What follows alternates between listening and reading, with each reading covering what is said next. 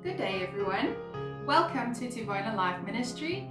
I'm Jackie, and I am really looking forward to today's episode. It's all about money, and I know that in my heart of hearts, I always thought that God and money are two separate issues. That besides paying tithes and offerings, which is biblical and the right Christian thing to do, I thought that money was a worldly issue and didn't really have much to do with God. Obviously, I'm talking quite a few years ago. I was baptized in 2016. And so really it's been only since 2016 that I've actually been studying the Bible, walking with God, praying, building a relationship with God. And so since 2016, obviously my relationship, my knowledge, everything has increased. My relationship with God has improved and my knowledge about things has increased. As I make a concerted effort to study, to watch sermon after sermon, I actually love them. And I have a long list of pastors, which I love now. I giggle because before getting baptized and really building a relationship with Jesus, I had a list of actors and Hollywood stars, that I would always idolize in a way. And since falling in love with Jesus, I have no interest in them at all. And I've got a list of pastors, which I really like. So today, the video is about money, okay? And how I've obviously learned to I've learned and realized that God is interested in money and how we deal with money, and we are supposed to be good stewards with our money. Everything that is financial, that is money based, we can either use for good or we can use for sin, and God is obviously very interested in that. I'll also clear up a common misconception that money is the root of all evil. It is not. And also, God doesn't want you to be poor. I kind of got the feeling that I was meant to be poor. I kind of got the feeling in the beginning of my walk with Jesus that we were meant to have nothing as Christians, that we were meant to give everything up, and that we weren't meant to have any wealth. And I think I got that from how Jesus, when he was here on earth with his disciples, told a lot of people to leave their riches behind, leave all their worldly possessions behind, and how they had to follow Jesus and just take up their own cross and not worry about worldly possessions. That has its place, and yes, that is true. We should never choose worldly possessions over Jesus, but we are not called to all be destitute, to all be homeless, to all be poor. God wants us to actually have wealth, to be wealthy, to be well off, good stewards of money, to have level-headedness, and to use the blessings that he has given us wisely, and to make sure that we do pay our tithes and offerings.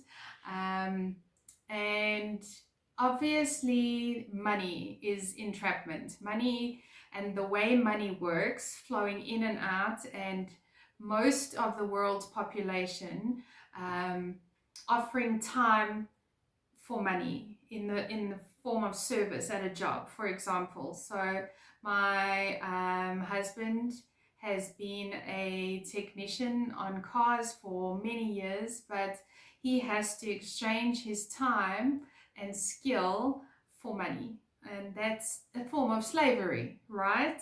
So it's quite a devil-based system that we live in, because slavery and money causes us to be trapped. We're not free, right? financial freedom is a goal that many people have, and some people have achieved. Maybe the minority in the world have achieved financial freedom. But what does God say about money, and what does God say about finances? Let's have a look. So I've got a few Bible verses here that I've found. And first of all, we need to look at Proverbs 3, verses 9 to 10. It says, "Honor the Lord with your wealth, with the first fruits of all your crops. Then your barns will be filled to overflowing, and your vats will brim over with new wine." A call to honor God with your finances and the promise of blessings in return. Okay, so that last little bit was just a summary of what that means. And so it says, honor the Lord with your wealth. First of all, you have to pay tithes. It's not an option. It's how churches grow. It's how the gospel is spread around the world. It's how pastors and reverends and whatever your church leaders called, it's how they get paid. Okay, it's biblical and it's necessity. If you're not paying your tithes and you're not giving any offerings, you are stealing from God. So that is between you and God. And if you are not paying tithes, then you do need to ask for forgiveness and you do need to start. And I know it's hard. It's something that my husband and I struggled with because, and this is why the subject is close to my heart, is because we were not taught how to deal with money, how to be good stewards of money, how to manage money, what money is, how it works. And I feel like this is why I'm making this video today, because money is such an important subject. We should be taught about it. It should be spoken about. It should be taught openly in schools and amongst families and parents and children. It should be a huge discussion point in households. And people should be taught how to manage it and be good stewards. So you have to honor God, and therefore you cannot just spend your wealth on drugs and pornography and bad foods, fast foods, junk foods, bad entertainment, gambling. Those are sins. It's actually a sin to waste your money that God has blessed you with on rubbish, to waste it, where your money could be going to, first of all, ensuring that you and your children are secure. Honoring God by buying healthy foods that nourish your body, that keep you healthy. Spending money on charity, helping those in need. Spending your money on things that better your life and your community. Not things that tear you down and things that cause you to be unhealthy and things that are sinful. All right, so we need to stay away from spending money on things that are sinful. Then there's another verse, 1 Timothy 6 verse 10. For the love of money is the root of all evil. Some people eager for money have wandered from the faith and pierced themselves with many griefs. Now, if you look at Hollywood and you look at the rich and the famous, there are compromises that those people have had to make in order to become very rich. I won't go into detail here in this video about what they've done, but I mean, when you want to make it really, really big in Hollywood or in this world, you have to do some questionable things and you have to behave in a bad way that kind of forsakes God and forsakes Jesus in an outwardly way. And so the love of money is pure corruption. And if you are willing to literally sell your soul to be rich, then that is extremely sad. And that is, it's devastating. So remember in the beginning I said money is not the root of all evil, which I believed before I actually learned this. The love of money is the root of all evil. If you put money as your idol, or if you put money first as your goal, if you are money driven, if you've got money at the top of your mind and in your heart, then you are at risk of losing your own soul for the sake of money. If brand names, and if you've been really sucked into consumerism, if you are a shopaholic, really pray about it. Really ask God for help and guidance on how to step back and how to let go of that. It's an addiction, just like gambling, alcohol, drugs. I believe money is an addiction as well, and it's a form of idolatry. So definitely, if you have a problem with the love of money, it's a sin and it needs to be taken care of.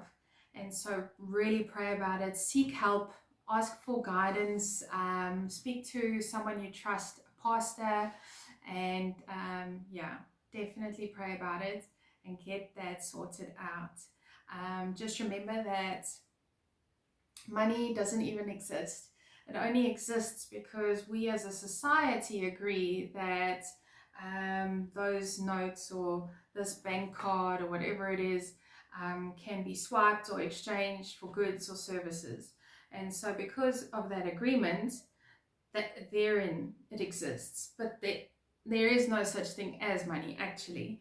And brand names, sometimes I'm not totally against brand names. I feel like sometimes good quality shoes are good quality shoes. You need a running shoe that's going to support you and not hurt you and things like that. So I'm not anti name brands, but what I am is anti obsession with outward a feeling of being superior because you're wearing name brands and things like that. Just try to step away from that as well. You're not better than anybody else if you wear a name brand, for example. So it gives you that like ego. Yes, it makes you egocentric, which is dangerous because you're meant to die to self daily and you're meant to be humble. That is what Jesus wants you to be, humble. So it's not that you can't be wealthy and that you can't enjoy some good quality purchases, but it's that you shouldn't become full of self and egocentric. Okay. Then the next one is Luke 12:15. It says, "Then he said to them, 'Watch out, be on your guard against all kinds of greed. Life does not consist in an abundance of possessions.'"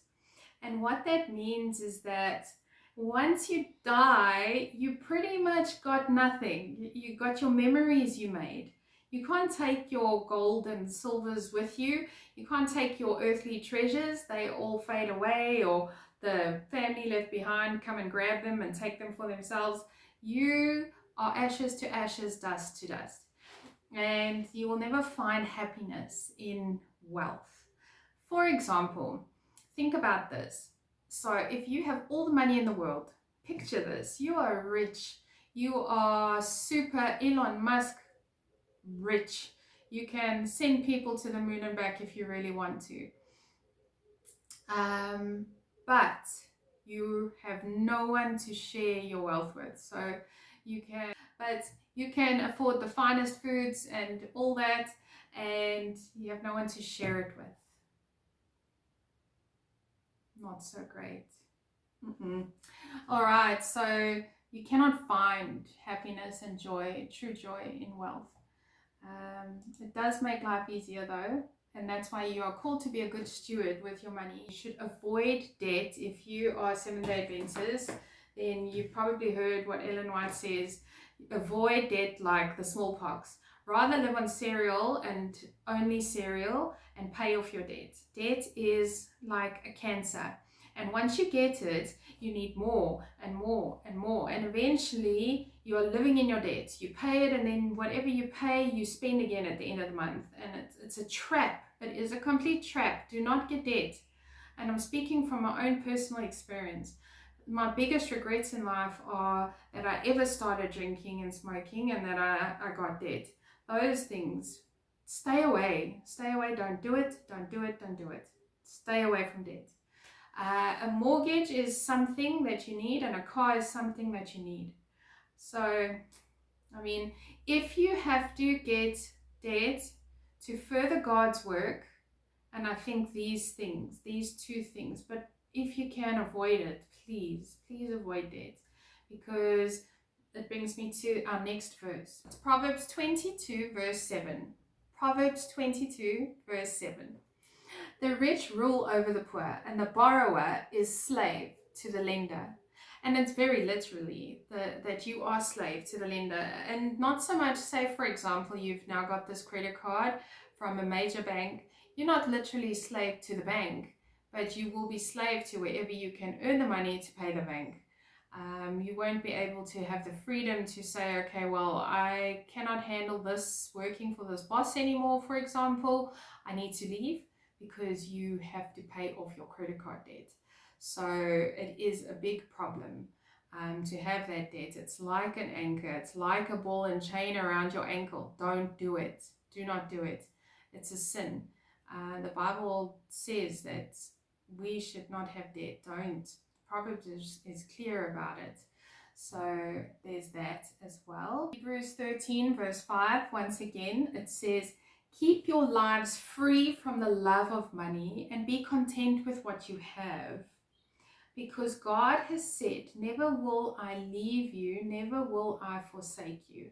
And I think this comes in where life, say we've dug our debt hole and we are struggling, we haven't been good stewards with money, no one taught us how money works, and so we've really made every money mistake in the book, right? Then you're always worrying about money and where you're going to get money from. And I think that's saying don't do that, because God will provide your needs.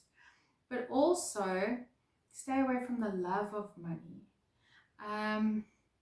Be content where you're at, because if you're not, if you're chasing happiness, thinking that money, something you buy, is going to create true happiness or joy in your heart, you will never be joyful and you'll never be truly happy.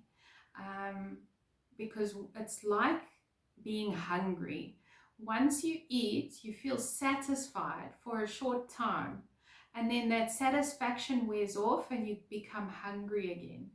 And that's what money is like as well. You get the money, you spend it, you buy the brand new pair of shoes, a beautiful name brand, and that brand new leather shoe smell or whatever it is, and they go on your feet. And a week later, you've worn them every day and they're starting to get kinks. They're a little bit dirty on the sole. And that satisfaction of having these brand new shoes is dwindling. And it's just then you start to find yourself scrolling for the next pair of shoes and what's the next thing you can buy. It's a satisfaction thing. It's not actual joy or happiness. And no matter how big the thing is, like whether it's a yacht or a mansion, or whether it's a beautiful sports car, or whether it's something small like a pair of shoes, it's the same thing. It's a satisfaction thing. You feel good for a time, and then you start seeing the cracks in the paint, and you start seeing maybe there's a scuff on the boat, or whatever the case is. And then that satisfaction starts to die away and you want to buy the next thing. So money is a problem, but it doesn't have to be. You can be a good steward. You can be wealthy. I know many wealthy Seventh-day Adventists. I know many wealthy Methodists, Anglicans, whatever Protestant denomination. There are many wealthy Christians out there and good stewards of money. But humble. Stay humble. Don't love the money. Help your community. Remember to pay your tithes and offerings. And remember not to spend your money on sinful things. I think I will be spending a lot more time on God, money, good financial behavior. Now, I have to include this in this video, is that I'm not a financial advisor. I'm not an accredited financial advisor at all. I have just learned what I have taught myself through studies online, through studying the Bible, through watching sermons, watching other YouTube gurus and YouTubers. People laugh at me when I say that YouTube is the best university in the world, but I really believe it is. You got to have your discernment. There's rubbish on YouTube as well, but there's a lot of good people making good content because they're passionate about it and because it's a great platform to use. So I hope this video has been helpful. And if you've made it this far, then I have to ask, please like the video. Please subscribe to the channel so that it can grow and that I can carry on being motivated to make videos, because it's a lot of work. Each video takes about 3 hours to film, edit, upload, do the writings of it, and I'm still not doing like the most perfect job. I'm cutting corners where I can to save time, and so please help me. I need to get to a point where I can hire a video editor. That would be fantastic. So like the video, please subscribe to the channel, please comment down below as well. I have a question. I have a very interesting question and I would like your thoughts on it. So a lot of foods are halal that you can buy. Packaged foods, you can go to places that sell only halal meats on the menu, and halal food is Muslim food. It's been prayed over. Animals, cows that have been slaughtered in a certain way, and they've been prayed over, but I don't believe that Allah and God are the same. I believe God is God because God is the Son, the Father, and the Holy Spirit, the Trinity, right? Allah and the Muslim faith, they believe that Jesus was a prophet, and he was not a very, he wasn't a very successful prophet. He had a mission to achieve and he didn't achieve it. That's what I believe they believe about Jesus. And so to them, Jesus isn't God, and so their God and our God are not the same. Now, my question is, should Christians eat halal food? If you think about, before you jump down my throat, before you jump down my throat, think about Daniel in the lion's den. Daniel went to Babylon. Daniel wouldn't eat any of their foods that they had prayed over, because there is prayer going on for the halal foods, and it's not our God that is being prayed to. So just my thought, should Christians eat halal food? I don't know. What do you think? Look, you're speaking to a Seventh-day Adventist Christian here. I don't believe you should eat any unclean foods, any shellfish. You should not eat pork. You should not eat any of those. You really shouldn't. They are unclean. They are filthy. They are the scavengers of the earth. Pigs, shellfish. Ugh. They are gross. They eat rubbish. You should not put them in your body. It's logical. It makes sense. But tell me what you think about the halal stuff. Let me know. I'm very interested. Awesome. Thank you so much for watching. I hope you do like and subscribe to my channel, and I really appreciate it. Thank you so much. Take care until the next video. Bye.